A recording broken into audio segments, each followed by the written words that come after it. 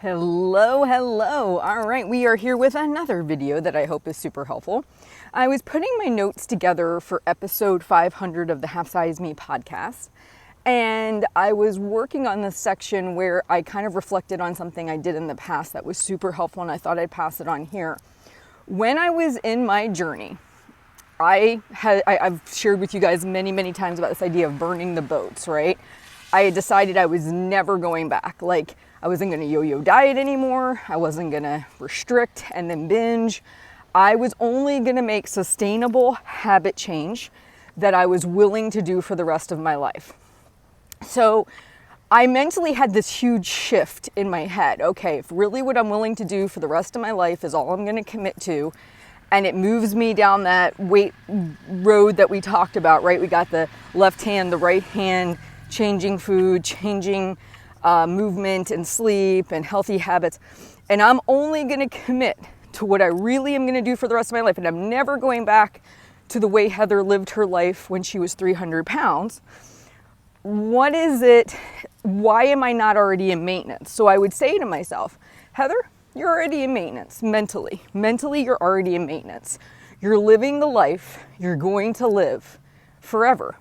But you're going to be waiting for your body to catch up.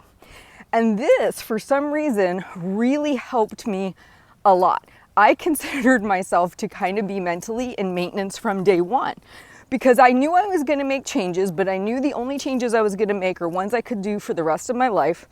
I was never going to stop doing them. I was always going to meal plan. I was always going to grocery shop. I was going to have my fruits and veggies and my proteins and learn how to cook healthier and go for my walks and do all those things.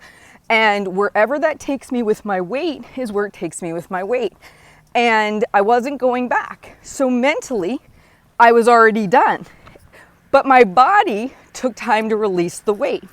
And just reframing it that way really helped me. Mentally, I'm in maintenance. I'm just now waiting for my body to catch up. I hope this message resonates with you. I hope you get what I'm saying. I hope you see through that lens. If there's still that thought of, yeah, but I got to get this weight off quick. I'm going to do this 21-day detox. I'm going to restrict all of this food or that food. I just have to get the weight off first, Heather. Then I can get there mentally. Then I can do these things. This is the idea of the burning the boats. If you're burning the boats, what it means is no longer will you allow yourself to go back into the cycle that you have been in for the last 10, 20, 30 years. What I kind of realized was I had to take 100% responsibility for the fact I was the one picking up the next diet book. I was the one signing up for yet again the program. I was the one engaging in this kind of restrictive way of doing it that then brought about my inevitable crash and burn moment, my binge eating, which then led to me gaining more weight than I probably had on me to begin with. So I had to take responsibility for not entertaining the restrictive way of going about my journey, only then to have a relapse and have gained back more than I lost. I wasn't doing that part of the process anymore. That's what we mean by responsibility, right? We have to take responsibility not just for the food we eat today, but also the cycles we allow ourselves to get trapped in and we keep putting ourselves in. Nobody was forcing me to go on the next diet to then binge and gain all this weight back. It was all Heather.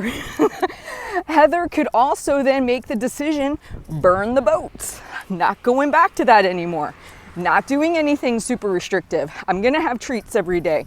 I'm going to eat food I enjoy. I'm going to still make family meals. I'm going to live my life the way I can live it for the rest of my life. And I know that if I let myself get back into the diet yo-yo cycle, I'm welcoming back in another crash and burn moment, feeling like crap, gaining a bunch of weight, and I'm not doing that to myself anymore. So Heather in maintenance at 300 pounds, mentally in maintenance the whole time, but her body had to catch up. And that's okay.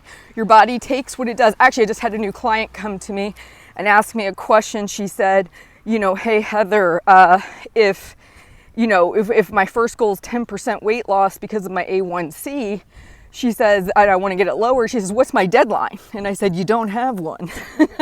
You need to do this in a way that you can do it for the rest of your life, because you don't want your A1C to go down just to pop back up when you can't do it. So there's no deadline. When we do that, going back to this idea of the drama, when we put deadlines on ourselves, we invite drama into our world. Don't put deadlines on. Say, you know what, I'm going to be doing this. I'm working on my eating, working on my fitness, working on my habits. And my maybe first goal is to do this. When I get there, I get there. And then I set another goal and I move forward.